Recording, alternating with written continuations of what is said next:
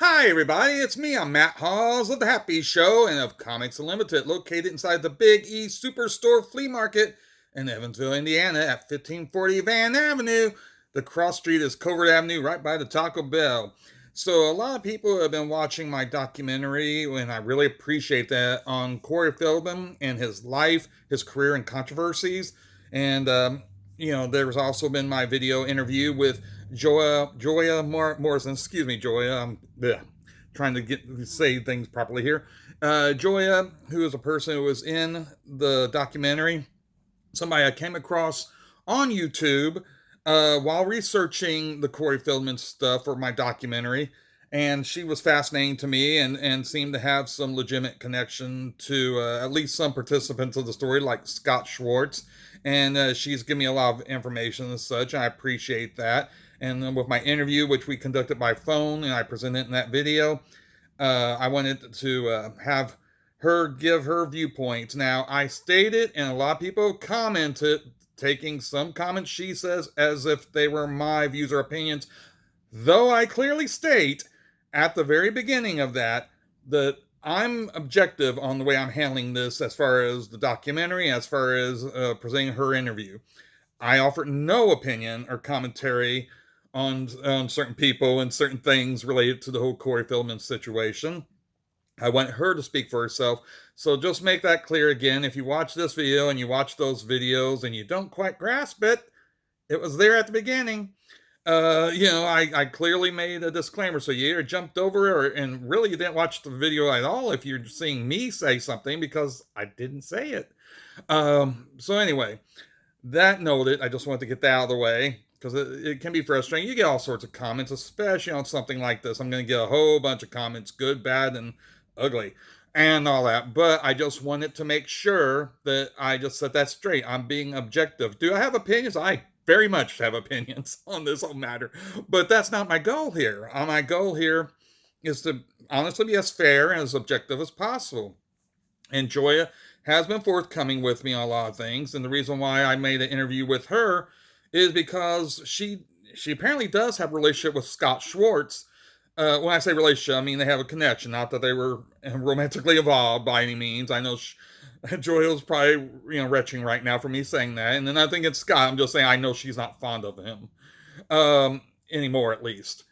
So anyway, I reached out to Scott. I reached out to Scott before I did the documentary, and I mentioned that's how I mentioned Gioia to him and got his comments about her, and he didn't say much. He did say he didn't consider her a credible source, or I should consider her a credible source.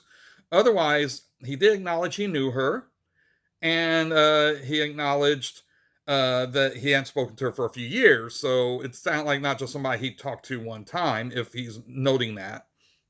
That said, I welcome again Scott Schwartz, and I've tried to reach out to Keith Coogan too, another former child actor. I want to give them the opportunity, and Corey Feldman himself, though it may be very unlikely that will ever happen, but if he wants to reach out to me too, I would like that. Now, I'm not trying to make this a Corey Feldman content channel.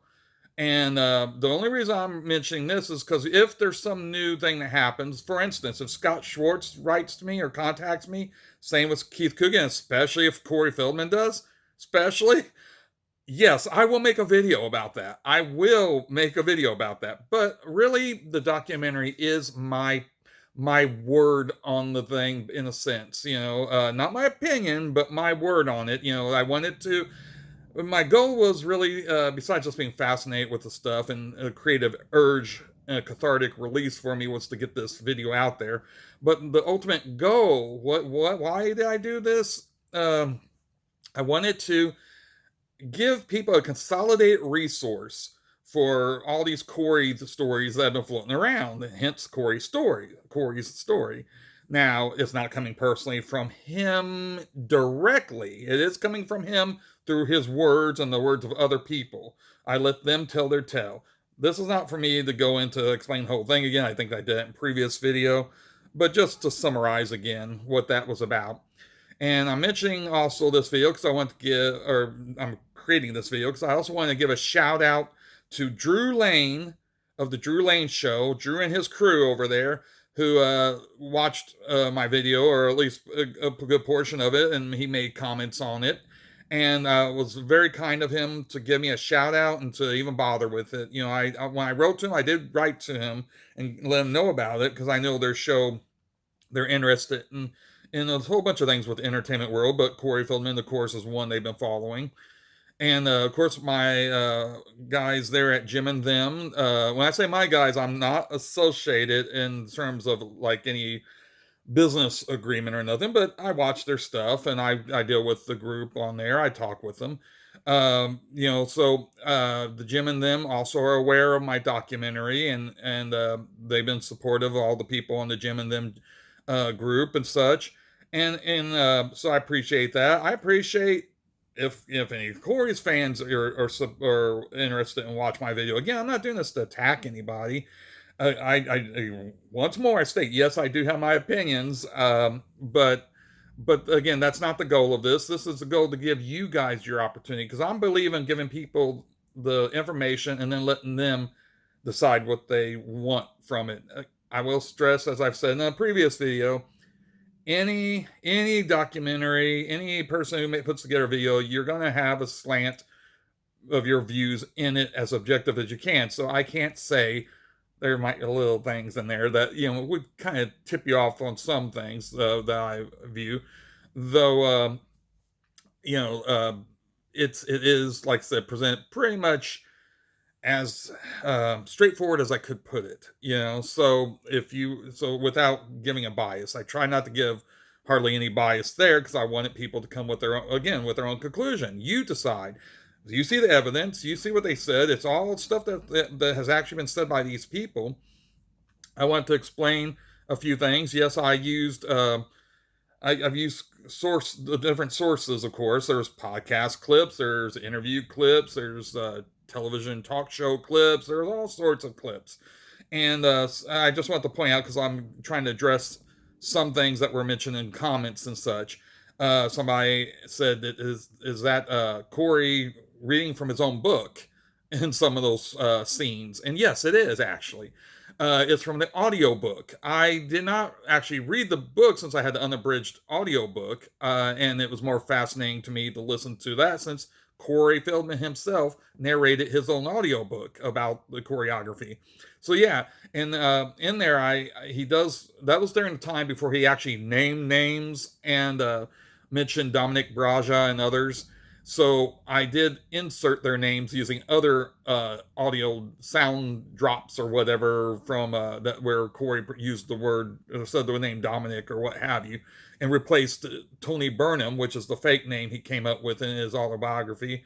I replaced that, say, with him saying Dominic at a different point. So that's why it sounds a little weird sometimes, where he goes, and he would say, like, say, Tony. Me and Tony go out into the store. It would say, me and Dominic went to the store. If you wonder, I did put the thing in the documentary stating that, but just in case you didn't grab that or catch it, that's why that is like that. I just want to state, because I might have said this in the previous videos, but I want to state again, I'm not a huge Corey fan, and I'm not a huge Corey detractor. I again have my views, but the thing is, I watched his films when I was younger. I'm actually a little older than Corey, not much older, but so I remember the McDonald's commercial that won the Clio. I remember that, because it did run for a few years. I think that's how when it first ran, I would have been a bit young, but I definitely remember seeing it. So yes, so that was presumably the first time I saw him. The first time I know I saw him was in the 1970s Bad News Bear TV show. He wasn't in the movie. He was in any of the movies. He was in the TV show. And it was a short-lived but pretty decent show, really. And anyway, he was in that, and that's where I first saw him. And then I guess from there on, I saw him in Gremlins, and then the succession of immensely popular films that he did. Iconic, actually, even. He was in some good stuff, and he wasn't bad in them, to be fair to him. He was a good child actor. But then, later on, I'm not going to, I went over some of this in other videos. So, later on, he'd start doing more questionable stuff and all this other stuff that he got into, the controversies and all. Again, all that mentioned before. And so anyway, so this video isn't just to go over some of that stuff, because how many times am I going to go over it, really? Um, I've already addressed, like I said, what pretty much made my point up to this time of what I would want to say about Corey. In the future, if he does anything totally wacky and wild, maybe I'll comment on it. And certainly, again, if he comments or contacts me in any form about what I've done, that I definitely will talk about. But shy of that happening, and Scott and Keith Coogan, contacted me, then this might be, for the time being, the last related video related to that. And of course, if I have any related at all to the documentary, such too, that just pops up out of the blue. I just want to explain some things about myself too, since a lot of you who are tuning in at this moment in time on my channel, it's because of these documentaries and such, I realize. And so I just want to explain some more about who I am. It's been explained in my previous videos, but I don't expect everybody to dig back for all that.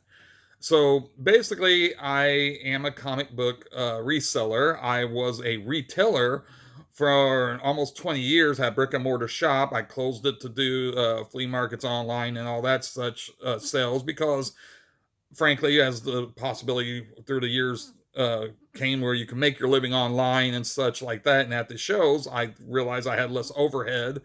My shop did well. I was able to keep it open. Could have kept it open, and who knows, indefinitely. But again, I want the freedom. I wasn't a large shop, and I made enough to put food on my table and such, and keep me, clothed and everything. But I want more freedoms. But for the last decade or more, it's been more than a decade now, I've basically made it selling online at the flea markets, at conventions and such like that. So that's what I do for my day job. I'm not actually being paid for any other thing I'm doing right now. So really, these, like the documentary, it's not monetized. It won't be monetized. It's I, for a variety of reasons, I didn't monetize it. First off, I didn't want to have to edit it more. A lot of people say there's certain things you can't say on YouTube, certain words, phrases, and such. Well, sometimes you can say those words, you just can't be monetized. So I didn't want to be editing every time a certain questionable word based to algorithms came up in my video. So I wasn't going to monetize it for that reason. I wasn't going to monetize it also because, admittedly, I use a variety of sources for my clips. I believe they're all under fair usage. It's all been transformative works. I've literally went through each and every clip I used, and it's transformed in some way in terms of the way it's framed and everything else. And of course, I try to use only excerpts. It's used for purposes of commentary. It's used for everything that pretty much I can think of falls under fair usage. But I can't be guaranteed that YouTube will agree with that with their monetization stuff. So there's another factor. There's a variety. Plus, I didn't want people to think there was an incentive behind this, a financial incentive behind me doing this. Now, I probably worked more on this than I definitely worked on it more than any other video I ever made. Okay, I worked for months on this thing. So literally months and months. Oh God, I was tired looking at the clips and stuff. But once I was in too deep. I couldn't pull back out. And I didn't want to lose all the work I'd already done. Because believe it or not, there is a point where you're like, God, what? Because I'm not that damn passionate about Corey Feldman. It sounds funny with all this been going on with these videos and such, but I'm not really. I'm amused by some of the sillier parts. I'm also, kind of concerned about some of the stuff that's not as amusing, but that's tied in the story. And I found a lot more about Corey Feldman than I ever planned to, beyond just simply enjoying the movies he had been in his youth, mainly. I just had again, a lot of this I've discussed before. I did get a kick out watching these videos where people went to his concerts and had fun, whether ironically or otherwise, with his performances. But I'm not that dang invested really in them. But there's a creative side to me because I am an artist. I'm not just do the videos and I'm not just in the comic books as a fan. I am an artist too. You'll see drawing videos. I did actually the most viewed videos on this channel, if you want to go check on it, is my Batman, Spider-Man drawing videos and such. And those were what I call quick draws, even though they're not super fast. But I did them for my public access TV show, The Happy Show, which I started in 2003, pre-YouTube, and then put up episodes and such on YouTube afterwards. I created it for local public access. Drew Lane on his show asked his buddies if they had heard of my show, and the likelihood of you hearing about it is not impossible, but it's not as likely. Not because from 2003 to 2006, you had to be a resident in my city and the state or whatever, in my city specifically, to know about really, because public access is a local community thing. It's television, but it's from people in the community for that community. It doesn't typically branch out.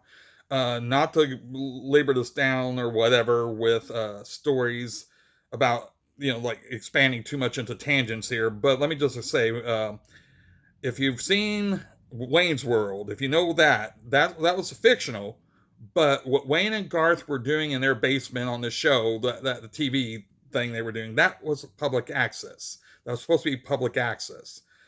I always have to distinguish, because a lot of people confuse that with public broadcasting system, which is PBS, with Muppets and all that. No. That's a different thing.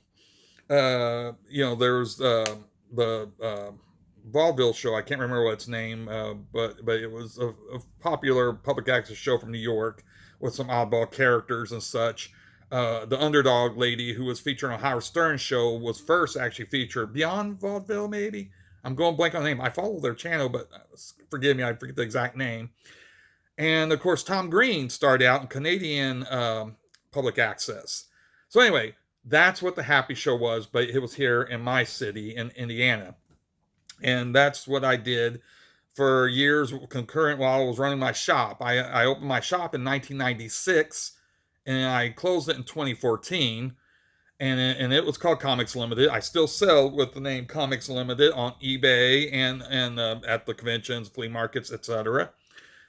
And so basically, in fact, the Comics Unlimited shop served as the backdrop for many of my episodes of The Happy Show. And the character of Matt, I play a fictional version of myself basically as the host of the show with my mostly mute puppet Happy. We had a lot of adventures, and like I said, that takes place in that location. So if you watch my old clips, if you want to go back and check, you'll see some. I also have 2 YouTube channels. I'm going to try to explain this quickly. And again, a lot of stuff I have covered in past videos, but for the new people here. So I have 2 YouTube channels, and one day I will probably make series. Maybe I might do it soon, since if you guys hang around and I have enough audience that gives a damn about the history of YouTube. Because as somebody mentioned on the Drew Lane video, he says, man, you've been on YouTube so long it's old enough to drive. Technically it is. I've been on YouTube now for almost 20 years. Oh no, he's old enough to drink, I think. Okay, I think that's what he said, which makes more sense. I'm not yet, my YouTube channel's not yet that old, but it's close. I think that's what he said. So anyway, and I got 2 YouTube channels, and I'll explain why there's 2 of them. And one of them, actually not the one that this is uploaded on, but the other one, for A Happy Show. This is MattHawes' channel. There's A Happy Show channel. They're both my channels. They both share similar content, though distinct content at the same time. Anyway, the reason why I had to do the two channels. Oh, and I was going to say real quick, A Happy Show, about how long it's been. It makes me feel so old, I guess. But apparently, I left a video on one of the Steve Chen, one of the early videos that YouTubers that was put up on YouTube by one of the co-founders of YouTube. And this is before Google owned YouTube. And Steve Chen had a cat video, goofy cat video, just small little thing, but people seek it out now, especially youngsters apparently, because it's one of the very first existing YouTube uploads. And I commented on that video back not long after it was put up. And I'm by no means one of the very first users. I was within the first year of YouTube, but I wasn't in I wasn't in 2005. I was in 2006. It launched in 2005, and so I commented on that video, and a lot of people now, actually, it's been going on for a couple of years now. So some of these kids have been commenting on these videos, and now some of them are getting to be adults, I guess. But they were commenting like a game, I guess, where they find the oldest video. Okay, these kids were finding the oldest videos, and then they were commenting on the comments. By default of sorts, my comment is one of the oldest comments on YouTube, pretty much, not because I was one of the very first, honestly, I was early, but it's because YouTube, once you close your account, or once they close your account, what have you, they don't archive those comments, so your comments disappear. So there's probably literally millions of comments that existed back then that no longer exist because those accounts are no longer active. My two accounts have both been active at this point since 2006. So the comments I've made still exist. You'll see comments on my own videos from 2006, 2007, and so on. You'll see me responding to somebody else's comment, but you won't find their comment because, poof, it went away once they left YouTube in whatever fashion. And so these kids find these videos and they go, oh, this comment's older than my brother. Just like this guy was saying, your channel is almost old enough to drink. Those are the kind of comments that I'm getting. And the reason I'm mentioning this too, besides giving some background about myself, is because it amused me when I saw that on the Drew Lane video, because I've been getting a lot of that as it is on my A Happy Show channel, where that's the name that's the channel I posted under on that Steve Chen video. So quickly, because I really don't want this to go on too long, I just want to explain. I know some people are saying, too late, Matt. No, anyway, I want to explain that my YouTube video or YouTube channels rather, the reason why I have two YouTube channels is this. Way back in those ancient days of YouTube, you can only post, I think, up to 100 megabytes in under 10 minutes of video. Crazy, right? If you weren't around at the time, especially if you weren't a user, you probably don't know that or realize it. It's not talked about very much. You are very limited. If you look at those old videos from 2006 from any of us who posted at the time, and you go, God, that quality sucks. It's not that the quality couldn't have been better. It's that they couldn't be better on YouTube because of file size restrictions. Now it's pretty much limitless, it seems. Back then, not so. So, why does that matter? Why does that factor in me have two channels? Well, my first channel was this one, the one you're watching now, the MattHawes channel. And the main reason I started on YouTube was to share clips, or if I could have, the whole episodes of The Happy Show, my public access show. I wasn't able to share the whole show because of that size limitation. So I made 10-minute clips. It wasn't just 100 megabytes limitation. It was a 10-minute limit. 10-minute limit. So those videos that's why they're all shorter videos in the beginning. And I just did the select clips from The Happy Show. And then I also start doing vlogs because there was a huge vlogging community back then. And so in fact, YouTube was mainly vloggers at that point. The entertainment stuff and all that hadn't taken over. Now, I've always been a creative person, so I always wanted to use YouTube. In fact, that's why I started on it, to share my creative stuff. But I also did these YouTube videos with vlogs that discuss things usually related to The Happy Show. But anyway, so my point is, I was limited to 10 minutes, right? Limited to, the size restrictions stayed for a while until Google took over. But the size limits did start to expand, but you had to be applied for what they called a director status. That directors, entertainer, musician, I'm trying to think if there's something else. these are almost all just a name only. You didn't get too many perks associated with these, right?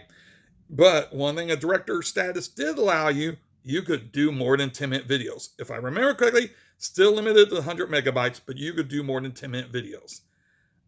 That appealed to me greatly because that's what I want to do, is upload my full episodes of The Happy Show. So I had to apply for one of those director statuses. But then I thought, wait a minute, there's an entertainer status.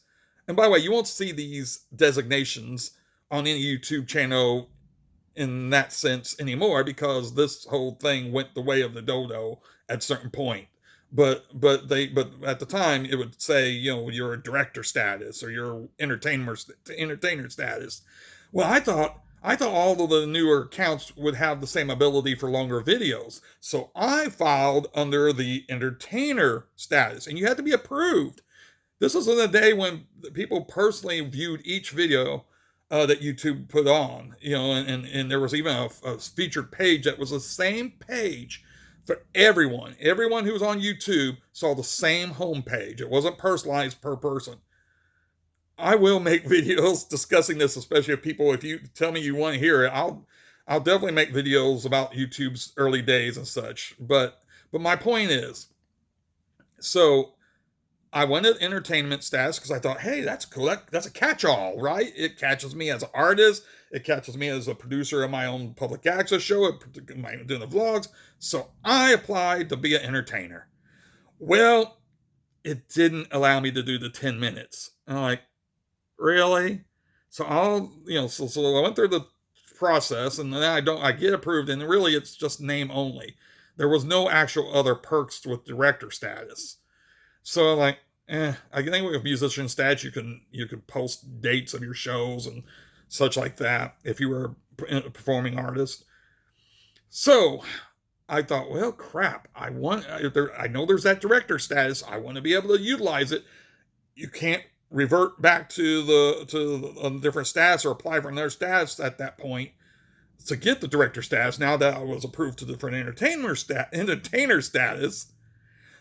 So I created a Happy Show, because The Happy Show is already taken. That's not my, if there's a YouTube channel saying The Happy Show, that is not my channel. Mine is A Happy Show, which is kind of grating, but hey, there you go. Anyway, so A Happy Show is the channel that I created for that purpose, and then applied as director status for that channel, so I could do longer than 10-minute videos, and finally put up full episodes of The Happy Show. Well, eventually, through the next few years with Google and everything else, everybody got to post longer videos. Everybody got different things changed, some good, some bad, blah, blah, blah.